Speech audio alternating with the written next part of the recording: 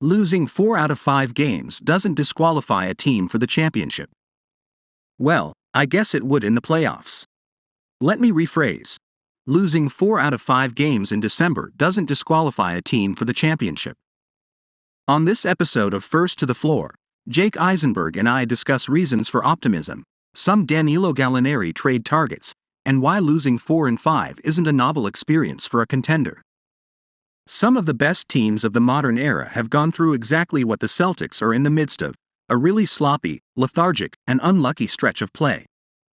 As Ben, FTTF's fearless leader and statistically extremely likely to be descended from convicts, put it, the Celtics are in that phase of getting in shape where they're happy with the progress, get complacent, and put a few pounds back on. And like me during the last month or so, there's no better time to put on a few pounds than during the holidays. It just can't become a lifestyle.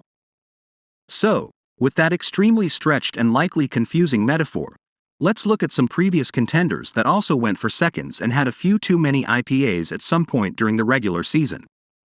A quick note. I avoided LeBron teams because he regularly coasted during the regular season. I just don't think it's particularly helpful in analyzing the Celtics' current situation.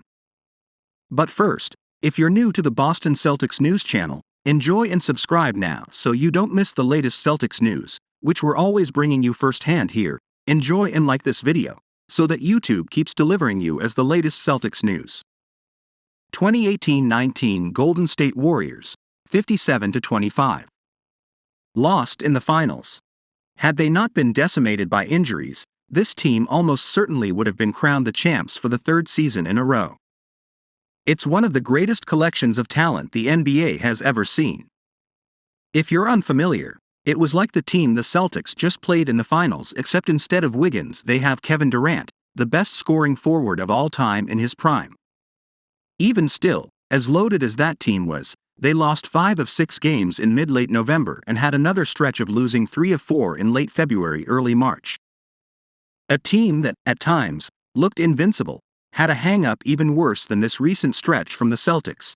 2018-19 Toronto Raptors, 58-24. Champs. I actually think this version of the Raptors is a nice comp for the current iteration of the Celtics. You've got the two-way wing superstar, Tatum, Kawhi, the secondary scorer star, Brown, Siakam, a gritty veteran point guard. Smart and Lowry are basically the Spider-Man pointing meme. An old veteran center playing incredible defense and solid offense, Horford, Gasol, and a collection of great role players, FVV, Powell, Ogg, Ibaka, Williamses, Brogdon, White. 58 wins is a ton and 24 losses is not a ton. A small number if you will. Well, this team lost 3 of 4 2 different times during the season, one of which was in early to mid-December. The sky was not falling. 2017-18 Houston Rockets 65-17 lost in 7 in WCF. This was an incredible team that probably wins the title if not for a cold shooting Game 7 against one of the most dominant teams in history. Shot a ton of threes, like a ton. Solid defensively. Oh damn, this is hitting a little too close to home. I will admit that if anything sinks the 22-23 Celtics, it will probably be one too many games of cold shooting in a playoff series. But hey, there's no way it's 27 straight, right? So maybe I shouldn't be comparing us to the apex of the joyless but effective Harden Rockets, but it's too late and writing is hard. This team won an incredible number of games. 65 is more than any rational C's fan would expect out of this current group. Even so, these Rockets lost 5 straight. When, you ask? From December 20 to 29. The parallels. Make it stop. 2013-14 San Antonio Spurs, 62-20. Champs. The palate cleanser. Team coming off a finals loss starts the year by playing unselfish team basketball and blowing the league out of the water made up of guys that have logged a ton of minutes together. Now that's more like it. This was an absurdly fun team that got to the core of what makes basketball great. Move the ball, move yourself, play good defense. Ultimately, they'd stamp the legacy of Tim Duncan, Manu Ginobili, and Tony Parker for good.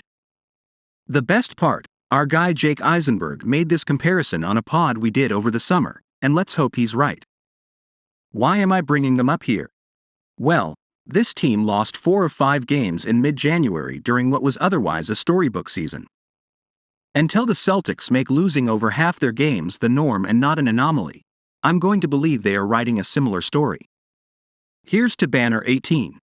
So, in the words of the great American poet Michael Scott, everybody stay calm. I hope you enjoy the episode and thanks for listening.